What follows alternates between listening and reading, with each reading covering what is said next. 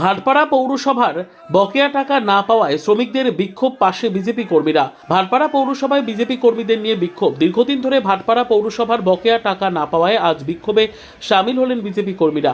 তৃণমূল পরিচালিত বোর্ডের প্রায় গত 2-3 মাস ধরে তাদের কোনো মাইনে হয়নি।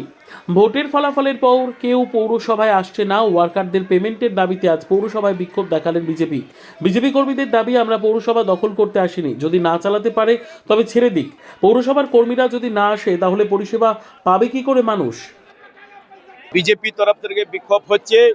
এইখানে ভাটপাড়া বিগত দিন থেকে কয়েক বছর থেকে খুব দুর্নীতি হয়ে গেছে, খুব তোলাবাজি হয়ে গেছে, খুব টাকা মারা গেছে।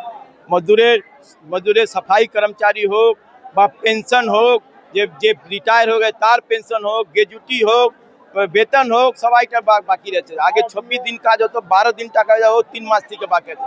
আমাদের দাবি আগে বিক্ষোভ, এই যে সমাবেশ করছি, বিক্ষোভ করছি আমরা, যত লোকের টাকা বাকি বা বেতন হোক বা পেনশন হোক বা গ্র্যাজুইটি হোক, ওই টাকা ওকে দিতে হবে।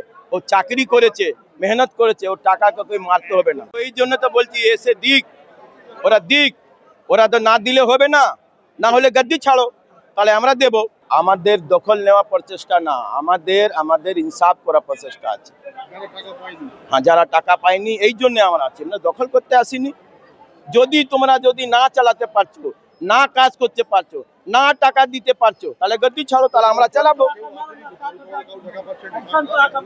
আশেপাশে তো মেসেজ যাবে, তো ও আসুক দিক।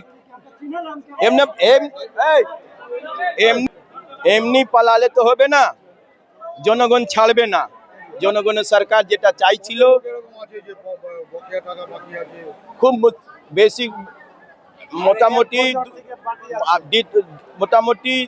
2 থেকে 2200 অব্দি লোক আছে বাকি, বাকি আছে 700 এমনি বাকি আছে, আর পার্মানেন্ট স্টাফ মিলিয়ে টোটাল 2000 প্লাস হবে।